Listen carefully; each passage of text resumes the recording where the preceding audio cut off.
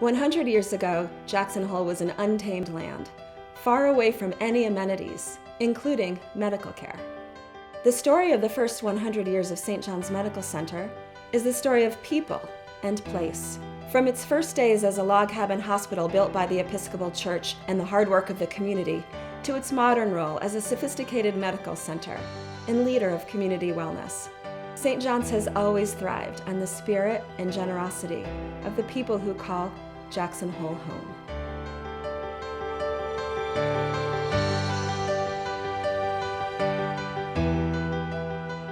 Evidently, there's not a whole lot of 100-year-old hospitals, which I didn't realize. I just read that recently, and we're fortunate to be able to have a community that has a very strong and dedicated staff, and we all should be proud of that.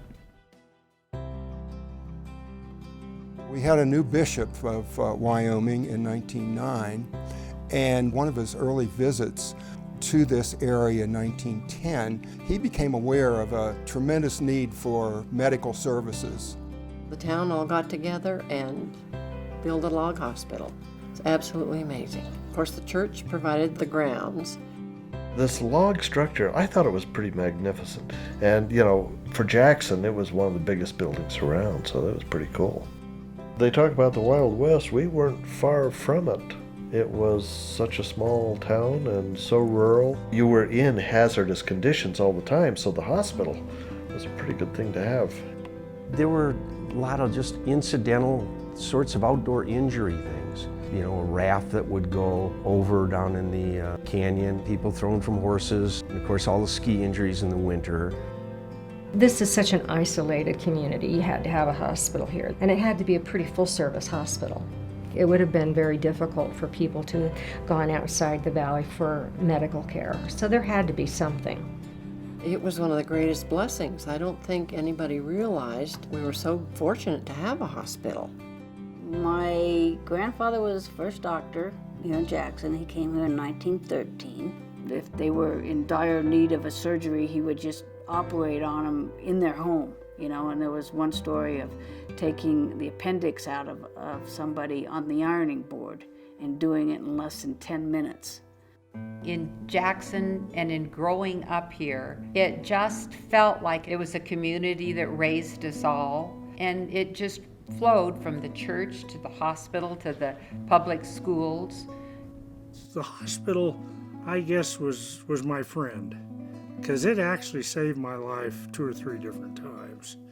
We've had an awfully good relationship with the hospital because it seems like some member of the family is always in there, and they've always treated us very, very well. And I think our medical staff here is just unbelievably good.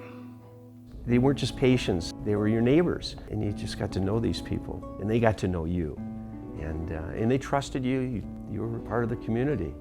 To say, my gosh, I knew Neil Rafferty.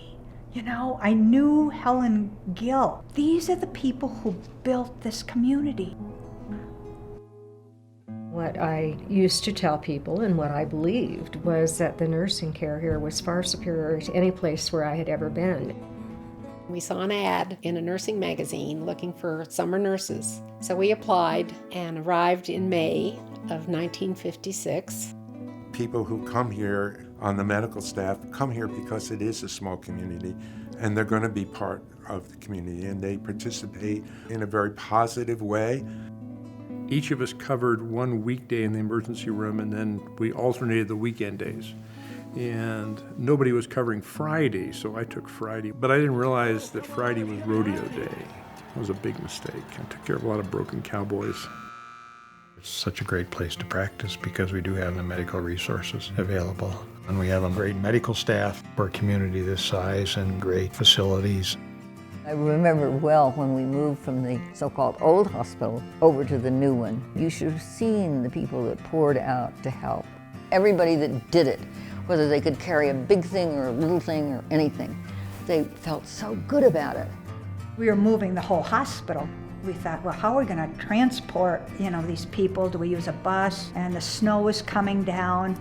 And finally we just said, okay, we'll just put them in a wheelchair. And I remember one resident was in a wheelchair and she was cold and had the white blanket over her head. And we rolled her across the parking lot and here's your new room. I remember walking through the hallways going, oh, look at the view of the elk refuge.